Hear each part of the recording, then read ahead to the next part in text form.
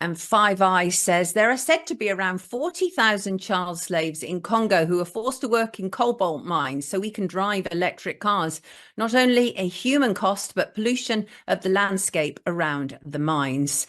And so I did ask for your feedback, and look at that, forthright as ever. Thank you, Five Eyes. We appreciate that. Now, joining us for a roundup of some of the day's biggest stories is political commentator Jim Ferguson. Good morning, Jim. Good morning, Sonia. Great to see you. Great to see you. Delighted as ever to have you with us, Jim. We're going to drill down on two big stories with you today. One is head teacher Catherine Birbalsingh. She's won the legal right to keep her school a secular space. Our question of the day has been, what place is there in schools for religion? What are your thoughts, Jim? What place is there, if any, in our schools for religion? Well, I think that there's always the safe bet is to have that secular approach. But as a Christian, I'm always of the opinion, I used to remember back in the day where we went to assembly and we said a prayer, and I don't think there's anything wrong with that. I think, though, that when we try to be all things to all people, that's when we become unstuck. So I think in relation to there are more sort of radical aspects, especially of Islam, which we've got to acknowledge and got to address. Now, I've worked very successfully with many people of the Muslim faith, great people. I have no issue at all with it. And I think they should be entitled to preach or practice their religion as they wish. But there comes a point where it becomes dominating. It comes a point where they're trying effectively to push that particular faith on other people. And I think that's where they need to be pushed back. So I can see both arguments here. And I'm normally very much one or the other. But in this case, I can also see the need for having that firm stance. Now, this particular teacher has a reputation for being very strict. And one of the other things is, I look back at my time in school, and I remember having an English teacher who struck fear into the classroom. She did not put up with any nonsense. I got the best grades in her class because she was extremely strict, and you were frightened not to do your homework. I mean, really, you were. So you did it. And I think that's where we're missing the key here. We're missing the mark in education in so many ways, because once again, teachers are trying to be all things to all people. It doesn't work. And children actually, they like leadership. They like discipline. They like people to tell them what they need to do. And of course, there will always be that rebelliousness, but a good teacher will always overcome that without alienating people. So yeah, it's a tough one, but I think the school was right to do what they did. And the other aspect, of course, to this is the fact that this pupil, the family, got legal aid. I mean, right. There's a big question mark about that, because that, frankly, shouldn't be qualifying for legal aid. And my understanding of the legal aid system is that it's very specific as to what that can be used for. The other thing about legal aid is, to my knowledge, and I'm not a solicitor, that money will have to be paid back, but will it? That's the big question here, Sonia.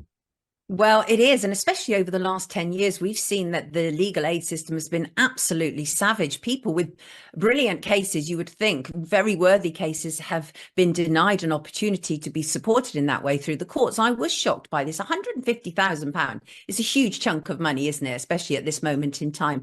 But I do think it's interesting, Jim, and what you have to say about discipline in schools. I've interviewed Catherine Birbalsingh. It's the Michaela School in Wembley. I've lived in Wembley. It is no laughing matter. She is dealing with children who will be from very difficult backgrounds, extreme poverty. Many children will have come into the country, or their families will have come into the country under very difficult circumstances.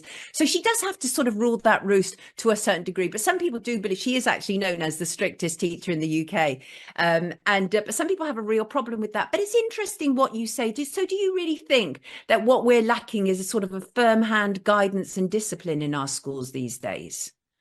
Oh, absolutely. Absolutely. We do. As I say, we have teachers that try to be all things to all people. And of course, it's not necessarily all the teachers' fault, because they're often having to go by government policy. Once again, our politicians are setting the scene by saying, you've got to be all things to all people. What do teachers do? Well, they've got to follow the curriculum. That's where we're going wrong. But the ultimate problem is that they're putting people into Parliament. We all are when we vote for them, when they're not qualified to be in those positions. And of course, the government then handpicks people, not necessarily because of their experience, but simply because they'll do what they're told, a bit like the whole globalist outset or agenda that's taking place. So you got likes of Grant Shapps, a used photocopier salesman in charge of defence. What does he know about tanks, bombs, and bullets? I mean, at one time they would put people who had been in the military in to those positions, or they would choose somebody that had been in the education sector or somebody that had been in the health sector to look after the health, and that gave them a huge advantage, and it was also a boost to their credibility. But that's not what happens these days. You get people that are completely out of their depth going into these positions, even prime ministers. And we also, of course, you've just prompted me to think, of course, Jim, we have a completely unfair system in terms of sort of hierarchical jobs, because they're almost entirely dominated by people who've been put through a sort of private education system, boarding schools, etc. So it almost no wonder Catherine Birbalsingh is having to work probably overtime with her pupils, because they haven't started life with those sort of advantages. I mean, as an aside, Jim, how do you think we can overcome that in terms of like public office? Because they recently revealed that there is a complete imbalance in terms of public offices, journalism, etc., with people from the private school sector. Is there any way around balancing that up so that there is more of a representative demographic in office? Well, having a representative demographic in office is an important point. But I mean, I go back to the old adage of people should get the jobs on merit, not on gender, not on sexual orientation, not on colour, not on race or religion. They should get it on merit. I don't care whether somebody's black, yellow, whatever colour they are. If they're good at the job they're supposed to be doing, they should get that position. It's not about giving people shortcuts. In fact, it's a disrespectful way to actually pick somebody for a position just because they're black or just because they're of a different sort of gender or ideology. People should get the job and the position on merit. Are they good at the job? Can they do the job? That is where we're failing. And that goes right to the heart of the education system and the failings in this country, but it also applies to every other sector within the United Kingdom at the moment. We're so woke and we're so politically correct that we are actually destroying ourselves. Yeah. We really are. Honestly, it's like we're eating ourselves at the moment, isn't it? It's absolutely obscene, which is why it's so good to have a political commentator like you, who's really not afraid to kind of look at the big picture. And I really appreciate the fact that you don't have any clear answer, for example, to the issue of religion in schools. And I think that's good. I actually think more people need to say, I don't know. I think the problem about this world is everybody's so damn sure about what they think and so determined to carry it out that they're not prepared to listen to the other side. So I really respect that, Jim. Now, talking about Parliament, Liz Truss, probably the shortest lived Prime Minister in living history. I think it was about 49 days. It was absolutely ridiculous. She, of course, has her memoirs out, 10 years to save the West. In it, she reveals, of course, amongst other things, there were fleas number 10 in Boris's dog Dylan, an Ocado delivery went missing. The fridge was full of Dominic Raab's protein shakes. And it sort of reads like a comedy, Jim. Anything that you've picked up that you can share with us? Well, I mean, I haven't read her book, to be honest with you, Sonia, and I probably won't. I don't find her a particularly interesting person. I think she's probably a very nice lady, but completely out of her depth. She was completely out of her depth as Foreign Secretary.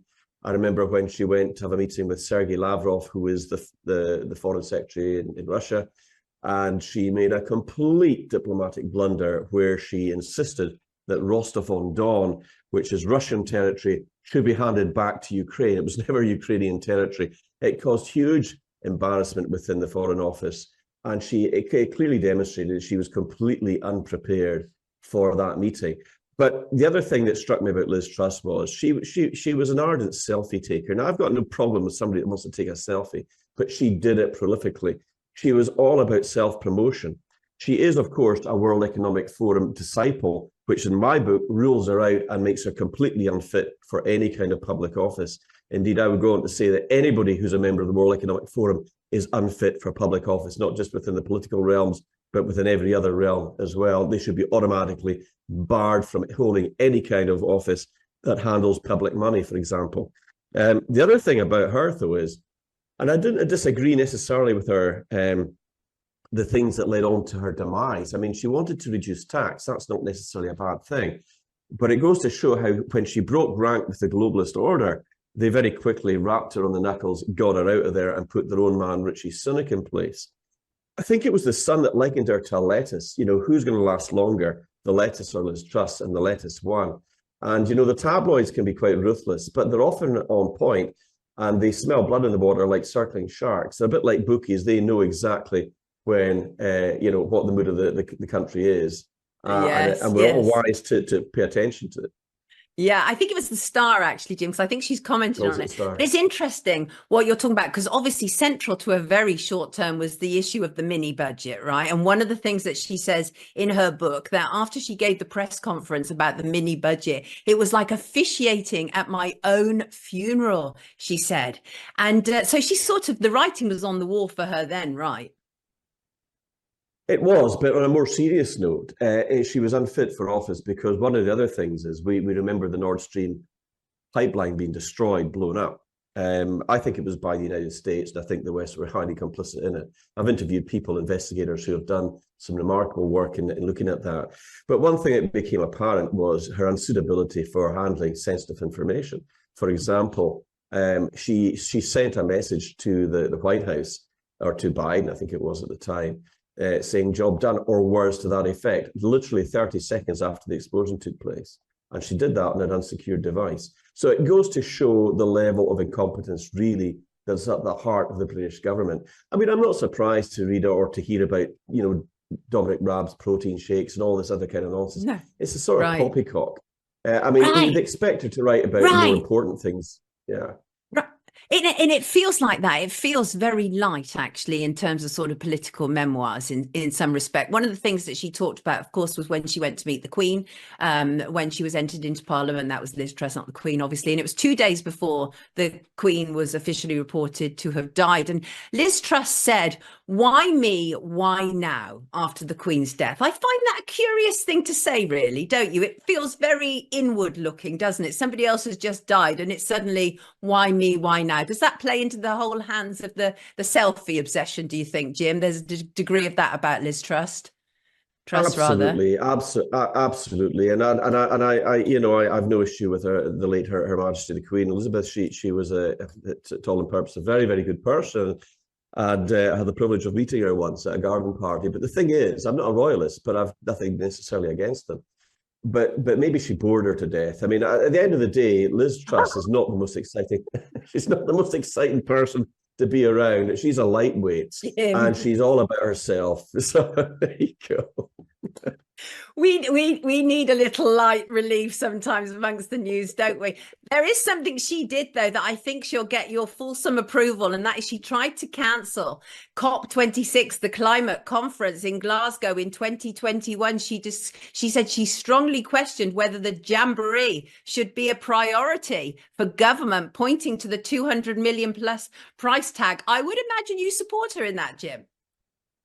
Well, absolutely. I mean, the whole climate scam is exactly that. It's a scam. I mean, even the former founder of Greenpeace has come out and said this is lunacy. What's going on here? But the whole, the whole natural sort of order has been hijacked by the globalists and used very much for their own agenda. I mean, who doesn't want to save the planet? Who doesn't want to stop pollution going into our rivers and our seas? These are good things. I was never a member of Greenpeace, but I could understand where they were coming from. Although back in the day, they were considered a little bit extreme with some of the things they did. But even he is saying what we're seeing now, being spouted about global warming and global boiling and all these other nonsense. I mean, really, at the end of the day, it is. So, yeah, I would agree with her on that point. And you're right, of course. I do think we should discount from high office anybody who is involved, for example, with the WEF. Absolutely. And so obviously we're in election year, probably one of the biggest election years worldwide for a very long time. Quite unprecedented in many respects.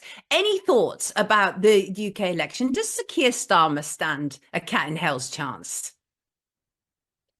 He does, if people are stupid enough to vote for him. They have to understand, and I've been doing a lot of work over the last sort of 15, 16 months now, where I've been talking to people in Canada, Ireland, the United States, Australia, New Zealand. They are all infiltrated by globalist parasites, like Rishi Sunak, like Keir Starmer. They're all part of the same globalist New World Order, and whoever goes in there are going to enact Klaus Schwab's policies. So you don't have a choice. It's a real dilemma. I mean, who do you vote for? Well, I mean, there are great people in the Reform Party. Richard Tice is not one of them. He's unfit, in my opinion, to hold office. But at the same time, there are good people there. So Perhaps there's other the Heritage Party, the ADF. There are other good alternatives out there, and maybe even just going for independence. But yeah, we've got a real problem. The globalists have infiltrated both of the two main parties within the UK, both Conservatives, who are no longer Conservative, and Keir Starmer's Labour Party, which are no longer really Labour either. They're both completely overtaken by the globalists. Sometimes I wonder what world I've woken up in, Jim. Do you do that? Do you just say, oh God, we've got another day of having to deal with these people who have no clue about what is going on the ground? And presumably that's why you do what you do, right?